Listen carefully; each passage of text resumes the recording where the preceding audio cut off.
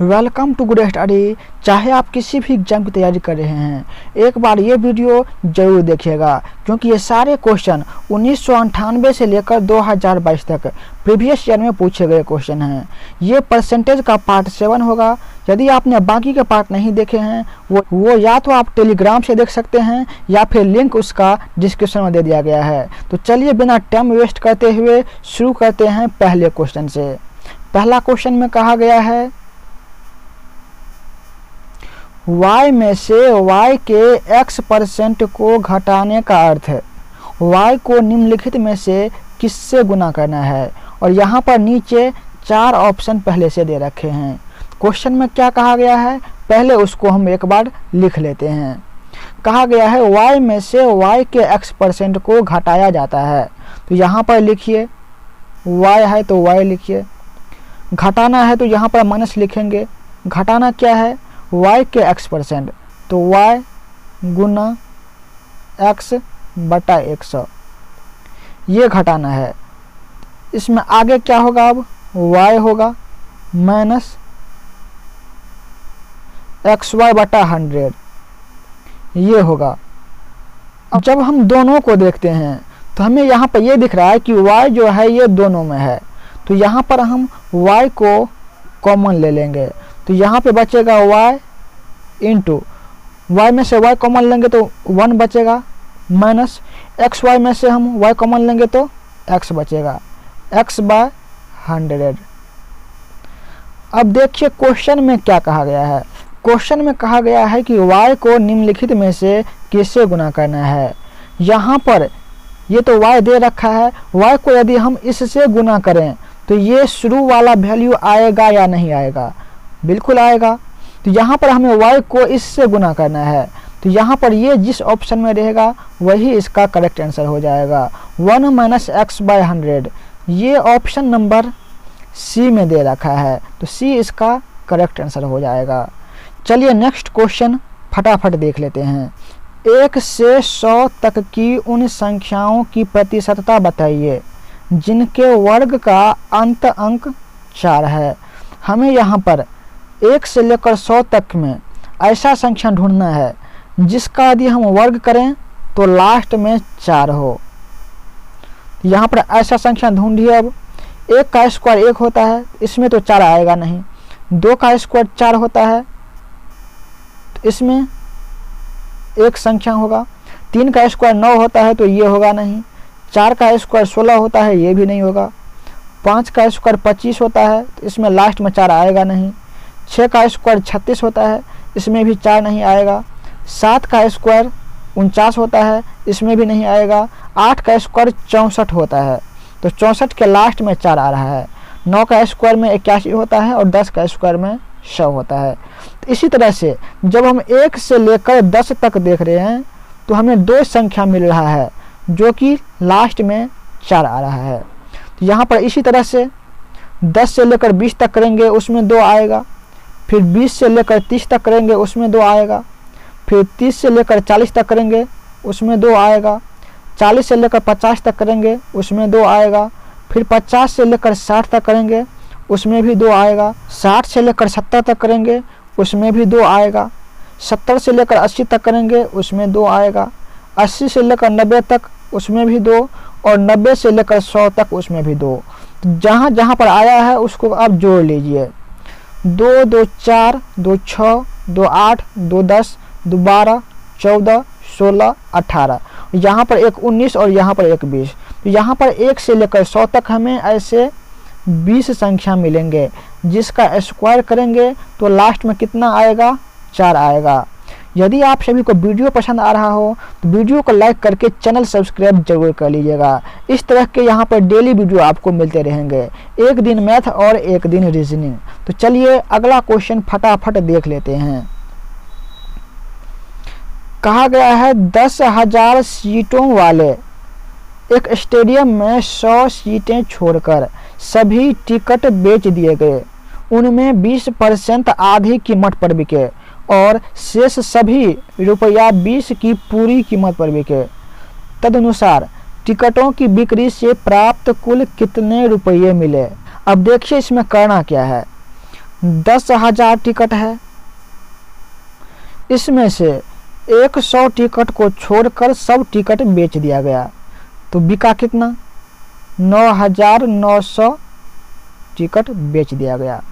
अब कह रहा है कि उनमें से 20% आधी कीमत पर, 9900 का 20% कितना होगा? यहाँ पर निकालेंगे तो 99 दूना 198, 1980 हुआ, इसका 20% कितना हुआ? 1980। अब आगे देखिए, और बाकी के टिकट जो हैं वो 20 की पूरी कीमत पर बेच दिया गया, तो बाकी टिकट कितना हुआ? 9900 में से 1980 घटा लीजिए, तो यहाँ पर होगा 7920। इससे बेचा गया है 20 रुपये के दर से, इससे कितना मिलेगा? 0 0, 2 दूना 4, 9 दूना 18 के 8 हासिल 1, 7 दूना 14, 1 15, 1,58,400। और कह रहा है ये जो 20% है ये आधे दाम पर बेचा गया। अब आधा दाम क्या होगा?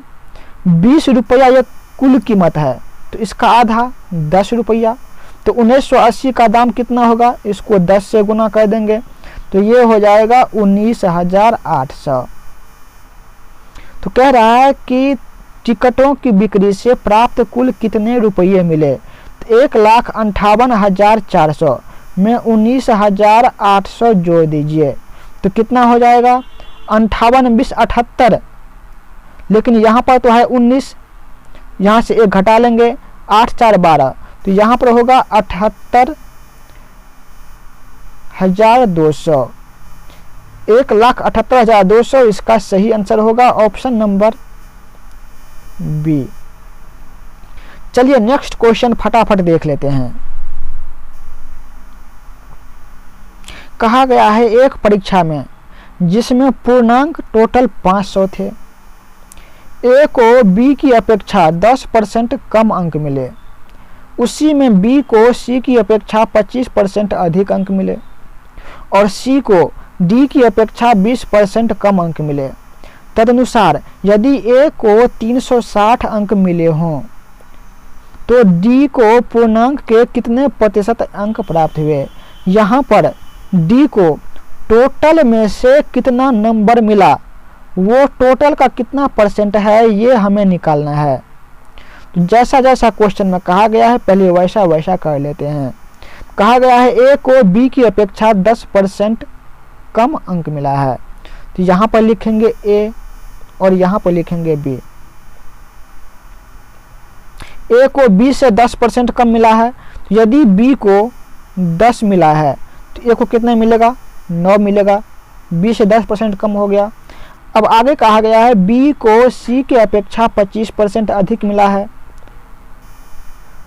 बी को सी के अपेक्षा 25% अधिक मिला है, तो यदि सी को 4 मिला है तो बी को कितना मिलेगा? 4 का 25% 1 होता है, तो 4 में 1 हम जोड़ देंगे तो 5 हो जाएगा, बी को 5 मिला होगा। अब आगे देखिए क्या कहा गया है, सी को डी के अपेक्षा 20% कम मिला है, तो यहाँ पर लिखिए डी। सी को डी के अपेक्षा 20% कम मिला है, तो यदि यहाँ पर डी को 5 मिलेगा अर्थात 100%, तो सी को कितना मिलेगा? 20% कम अर्थात 5 का 20% 1 होगा, 5 में से 1 घटाएंगे तो 4 मिलेगा। पहले हम इसका अब रेशियो निकाल लेते हैं, रेशियो कितना होगा। यहाँ से एक लकीर खींचिए, 5 से पहले लिखेंगे 5, 4 से पहले लिखेंगे यहाँ पर 4, यहाँ पर 4, 4 के बाद लिखेंगे 4 और 10 के बाद लिखेंगे यहाँ पर 10 और यहाँ पर 10। अब देखिए क्वेश्चन में क्या कहा गया है, यदि ए को 360 अंक मिला है तो डी को पूर्णांक के कितने % अंक मिला है। तो यहाँ पर तुलना हमें ए और डी में करना है। पहले ए और डी का हम रेशियो निकाल लेंगे, यहाँ से ए है और यहाँ से डी है, जो कटेगा उसको काट देंगे, तो यहाँ से 4 कट गया, यहाँ से 5 कट गया, तो ए के सामने हो गया 9 और डी के सामने हो गया 10, तो 9:10। और क्वेश्चन में कहा गया है जो ए को है ये 360 नंबर मिले हैं, तो ये 360 नंबर जो हैं ये किसके बराबर है, 9 के बराबर है। तो यहाँ पर हम 9 से भाग देंगे। निकालना किसका है, डी का। डी का तो 10 है, तो इसे हम 10 से गुना कर देंगे। तो 9 चौका 36, 40 होगा। 40 को 10 से गुना करेंगे तो 400 होगा। अब कहा गया है कि डी को टोटल मार्क का कितना परसेंट मिला है। टोटल मार्क कितना है, 500 है। डी को कितना मिला, 400 मिला। चलिए इसका परसेंटेज निकाल लीजिए। तो 400 है तो गुना करेंगे इसको 100 से और भाग देंगे टोटल कितना है 500 से। 00 कट गया, 5 से काटेंगे तो 5 8 40, बच गया 80। तो 80% जो है इस क्वेश्चन का सही आंसर हो जाएगा। Option number B. चलिए अगला क्वेश्चन फटाफट देख लेते हैं।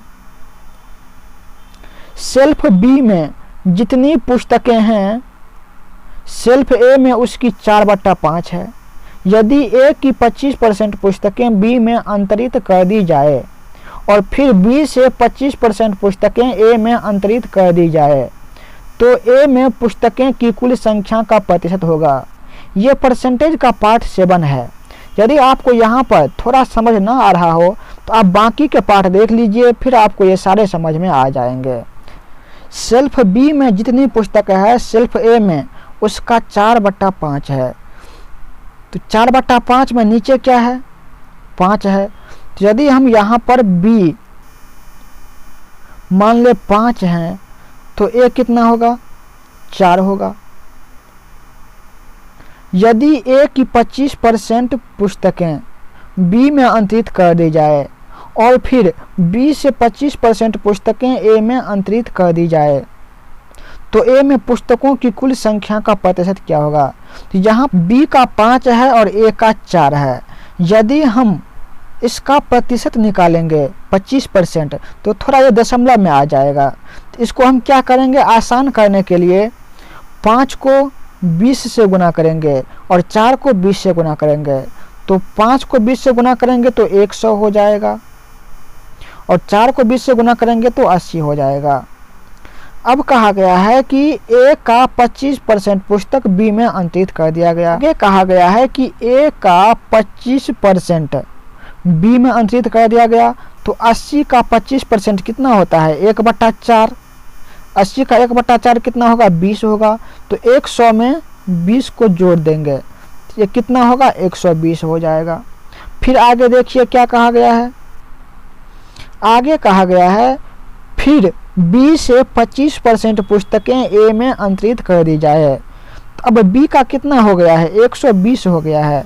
तो इसका 25% कितना होगा, 25/100, अर्थात 120 का 1/4 कितना होगा,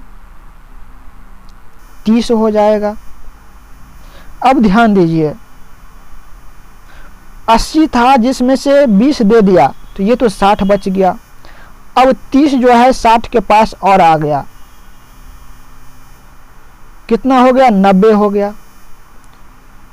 तो कहा गया है ए में पुस्तकों की कुल संख्या का कितना प्रतिशत होगा। हम माने कितना थे, ए का 80 और बी का 100, तो टोटल होगा 180। ए का अभी कितना है, 90। तो यहाँ पर यही कहा गया है कि 90 जो है ये 180 का कितना परसेंट है। तो यहाँ पर ऐसे ही दिख रहा है 1/2। 1/2 जो है ये किसके बराबर होता है, ये 50% के बराबर है।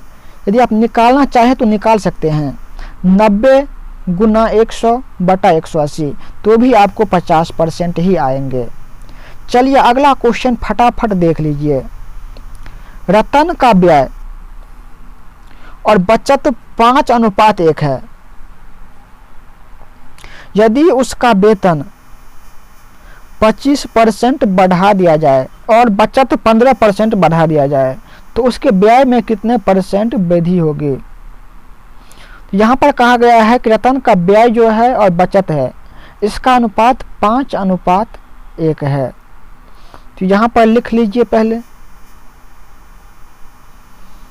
एक्सपेंस 5 है, सेविंग कितना है 1 है, तो इसका टोटल इनकम कितना होगा 5 1 6 हो जाएगा। इनकम बराबर क्या होता है एक्सपेंस प्लस सेविंग।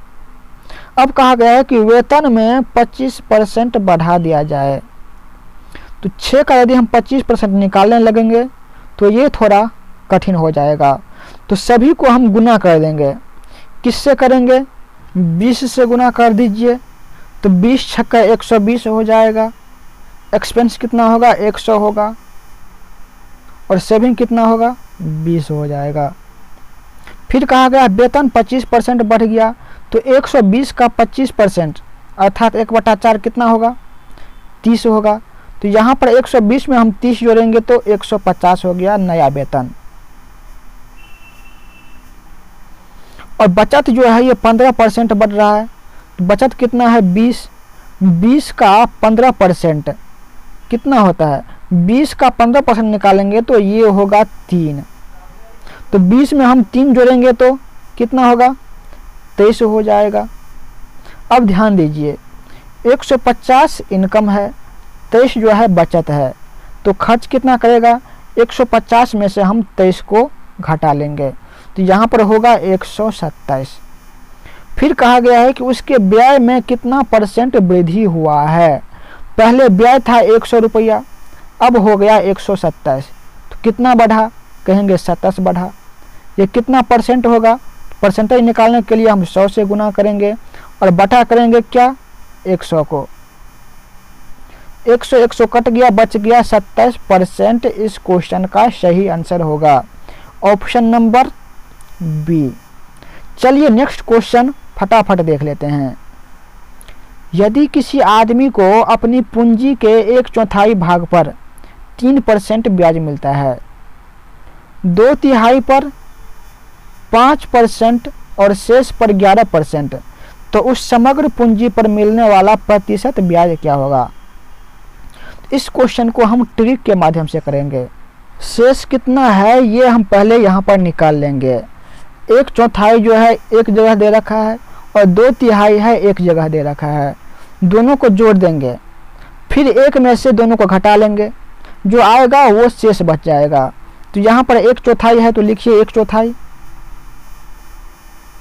फिर 2/3 है प्लस करेंगे 2/3, 4 3 का एलसीएम कितना होता है 12 होता है, ऊपर में कितना होगा 4 त्रिक 12, ऊपर में 3 होगा प्लस 3 चौका 12 और 2 चौका 8, तो बच गया 8 3 11/12। अब ध्यान रखना है नीचे जो है ये टोटल है, टोटल कितना है 12, ऊपर में 11 जो है ये दोनों को मिल गया, तो शेष कितना बचा 11 में हम कितना जोड़ेंगे 12 होगा कहेंगे 1, तो 1 भाग जो है ये शेष बच गया, अर्थात 1/12 जो है ये शेष बच गया। चलिए अब क्वेश्चन को करते हैं। कहा गया है 1/4 भाग पर 3%, तो यहाँ पर लिखिए 1/4 गुना 3% है तो 3% लगा है, लेकिन हम यहाँ पर परसेंट नहीं लिखेंगे क्योंकि यहाँ पर हम इसे ट्रिक से कर रहे हैं। यहाँ पर प्लस लिखिए, फिर कह रहा है कि 2/3 भाग पर 5%, तो 2/3 2/3 हुआ, 5% है तो गुना करेंगे 5 से, फिर शेष है प्लस करेंगे, शेष कितना था 1/12 अभी निकाले हैं तो 1/12 होगा। इस पे मिला है 11% ब्याज, तो गुना करेंगे इसे 11 से। अब इसको हल कीजिए, 3/4 हुआ प्लस 2 पंचे 10/3 प्लस ये होगा 11/12, 4 3 12 का एलसीएम कितना होगा कहेंगे 12 होगा, 4 तिया 12 3 तिया 9 प्लस 3 चौका 12 10 चौका 40 प्लस 12 एकम 12 तो 11 कम 11, इन तीनों को जोड़िए 40 11 51 9 60, तो हो गया 60/12 कितना होगा 5 होगा। परसेंटेज हम पहले हटाए थे लेकिन यहाँ पर अब फिर से हटाए थे वो लगा देंगे, तो 5% जो है इसका सही आंसर हो जाएगा ऑप्शन नंबर बी। सेशन पसंद आया हो तो वीडियो को लाइक करके चैनल सब्सक्राइब जरूर कर लीजिएगा। आज के वीडियो में बस इतना ही। कल का सेशन रीजनिंग का होगा, वो आप लोग जरूर ज्वाइन कीजिएगा। जय हिंद।